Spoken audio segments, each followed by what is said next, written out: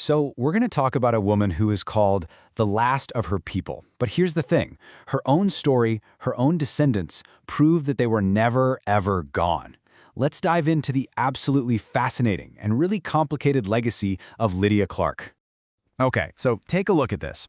This monument went up in 1927, and it honors Lydia Clark as, and I'm quoting here, the last one of the Aborigines of the country. It's like they're trying to write a final chapter, literally, in stone. But, history's never that simple, right? The Nanticoke people were absolutely alive and kicking then, and they're still here today. So, what's really going on? To really get what's happening, you have to understand this really important concept, paper genocide. Now, this isn't what you might think. It's not about physical violence. It's about erasing a whole group of people from paper, from official documents. Think about it. Census takers, court clerks, they could just reclassify Native people as mulatto or colored. And just like that, with the stroke of a pen, you're wiped from the official record. This idea, this tool of erasure, is absolutely central to Lydia Clark's story. All right, let's go back in time. The whole story really pivots around this one courtroom drama that took place in Delaware way back in 1855. And believe me, this was not just any old trial. This was a case that basically put an entire people's identity on the stand.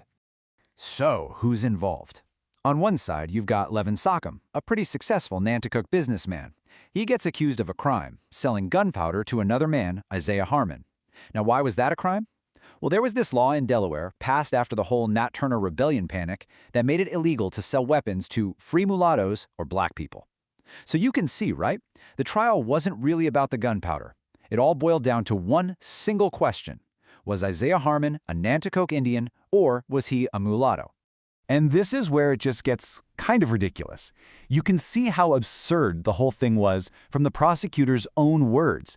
He described Isaiah Harmon, the guy he's legally trying to prove is black, as, get this, by far the handsomest man in the courtroom with perfect Caucasian features. I mean, come on. It just shows you how completely subjective and arbitrary these laws were. This case had nothing to do with public safety. It was all about power, about controlling who gets to define someone's identity. So, to make their case, the prosecution calls up a star witness. They bring in an elder, someone the state itself considered an absolute expert on who was and who wasn't Nanticoke. And this is where Lydia Clark enters the picture.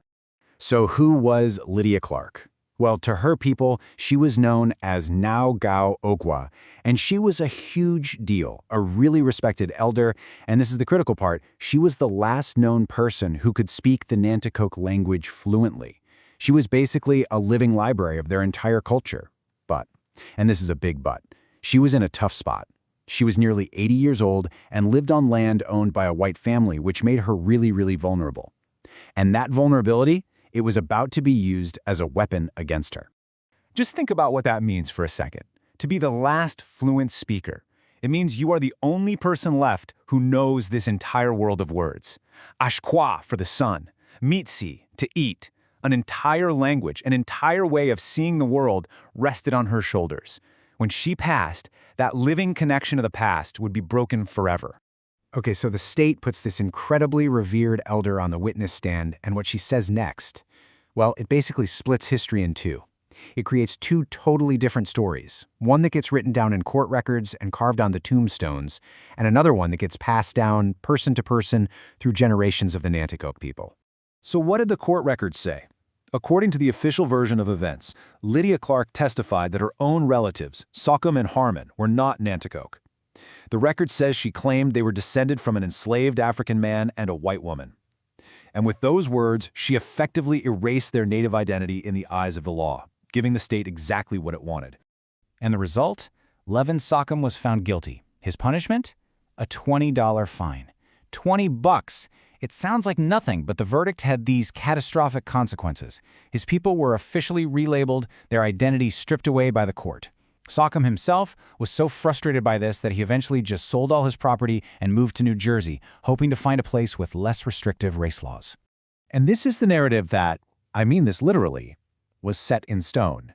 The guy who brought the charges against Sockham, he apparently paid for her tombstone.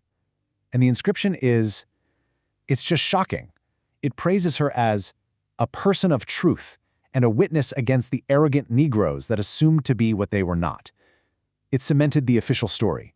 Lydia Clark, the one true Indian, put these other people in their place. That was the public history, written for everyone to see. But her own community tells a completely different story. The Nanticoke oral history says that her testimony was forced, that she was coerced by that white family she depended on for a place to live. They say she died just a year later, absolutely full of regret, telling her relatives that she had dishonored her people.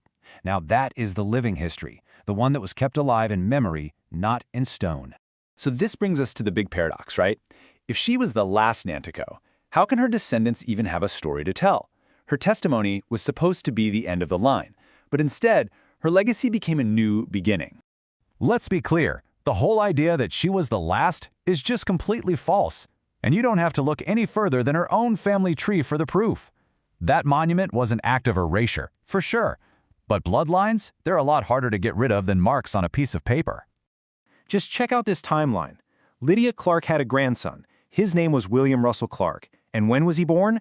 1855, the exact same year as that trial. And it gets better.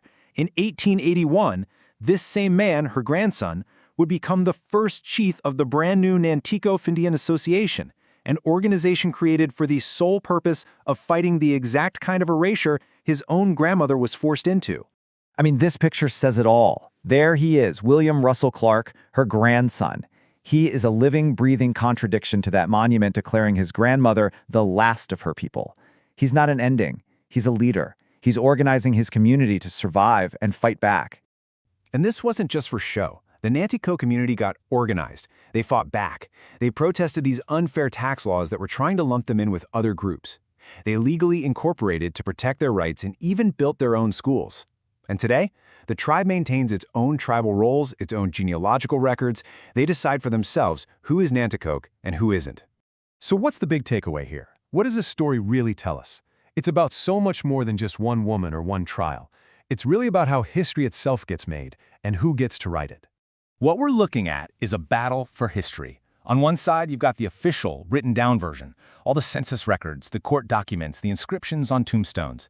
And on the other side, you have the living, breathing history, the stories, the traditions, the memories carried by the community itself. Lydia Clark's story is stuck right in the middle of that fight. But why? Why is this last Indian myth so powerful, so persistent? Well, a quote from our source material really nails it. It says that declaring a people extinct lets the dominant culture just close a very painful chapter. Think about it. If there are no more Nanticoke, then there's no one left to hold you accountable for what happened.